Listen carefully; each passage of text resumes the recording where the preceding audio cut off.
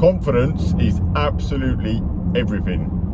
Like, the more confident you are, the more people are going to listen to you, the more they're going to respect you, the more they're going to do what you tell them to do and how you want things done. So in terms of being a business owner, a leader, you know, leader of your family as well, confidence is absolutely everything. It's going to open up a lot more doors when you are confident. Now the thing is, well, how do you actually get more confident at stuff? Because believe it or not, I never used to be that confident. Like, when I was really young, like 13, 14, I used to hate speaking to people on the phone. I used to hate it, I used to dread it. I wasn't confident at it at all. But I could go and speak to people face to face. It was just a weird thing that I had. But I just overcame it as time went. But the reason I'm saying that is that no one is ever overly confident, like, overnight. It takes time to build up. And the thing I've looked into, I've done a lot into like business and personal development and all that type of stuff, and learning from people, is that you can gain confidence from a few ways. Number one, asking the opinion and advice from the right person, a trusted person, like a knowledge bank, a professional, whether you want to label that as like a mentor, as someone who's trodden the path and knows the actuals of what to do. Because when you ask the opinion of someone you don't really know what they're talking about, what to do, they're not going to transfer confidence to you because they just don't know what they're talking about.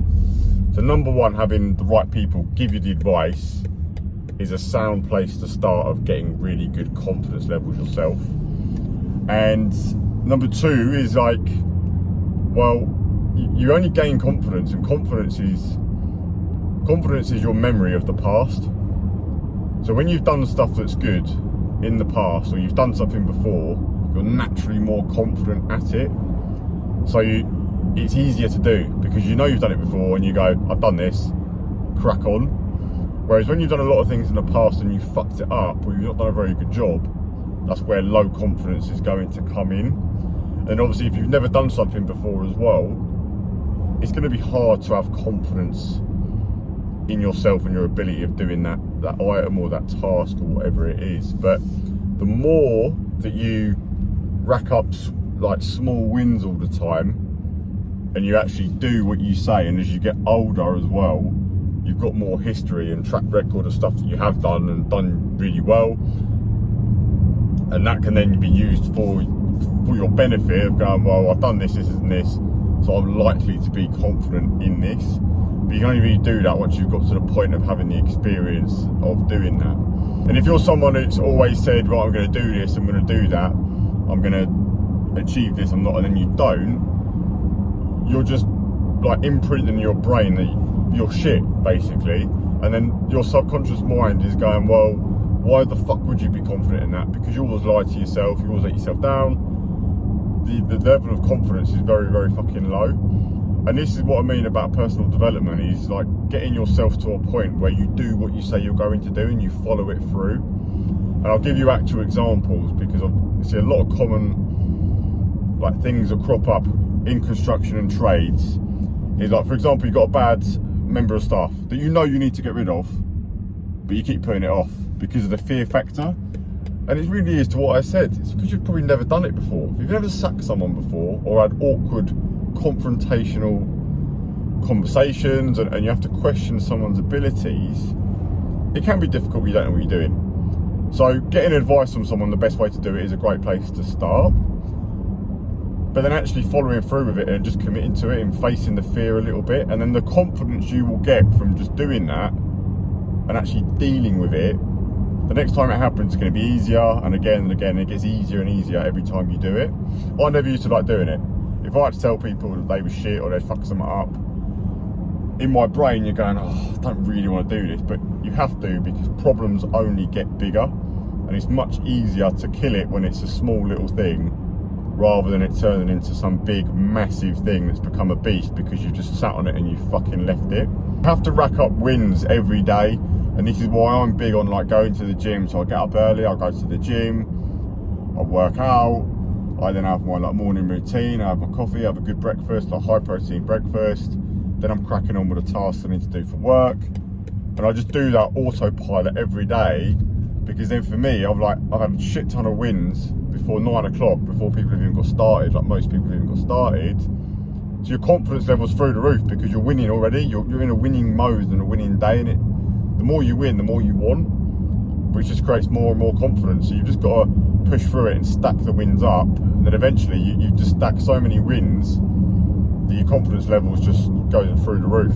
Because the flip side to confidence is anxiety, and anxiety is you need to do something, but it's all the what ifs and what could happen and all this type of stuff, and you pause in your tracks, and it just gets worse and worse and worse because it's not going anywhere. Like, if you don't deal with the problem, like I say, it just festers and festers. So once you've got yourself to a position where you've asked the right person, you've got the right help, and you know what you need to do, you have to just fucking do what they say and do it and sort it out and finish it. So the confidence level in yourself will go up. But let's be honest, people don't want to deal with people that aren't confident. You know, when you go and meet someone, you shake their hand and they can't even look at you, or it's a limp-wristed fucking handshake, you just can't help but feel that they're a bit of a knob. Whereas if someone walks in, confident, chest out, shakes your hand properly like a man, looks you in the face and goes, how you doing? You want to do business with that type of person. Like, you have, this is what I mean about the confidence thing. It's so important. It's all the little details. Like, you're not going to attract a nice missus when you're not confident either. You're not going to pull a decent bird if you're not confident. That's why a lot of times the ugly fat guy nicks the really nice bird, because he's got the confidence, a bit more chat. When the good looking guy quiet in the back saying fuck all. The flip side is a lot of people can get mixed up between confidence and ego and arrogance and just being a bit of a dick. Like, confidence is not stating how good you are. You know, you're the best at this, you're the man. I'll give you an example. There's a guy that I follow on Instagram, and he keeps writing that he's the king, he's the best, and he's the man. And he's doing well for himself, but he just sounds like a bit of a cock. And that's not what confidence is. Like, confidence is, right, I've got this, roll up my sleeves, let's go. And with confidence, you can sort of mind fuck yourself and read too much and like look at too many sources of information, go down rabbit holes on the internet or like YouTube videos like this and scroll and read blog posts or whatever and get conflicting mixed viewpoints and then just not know what to do.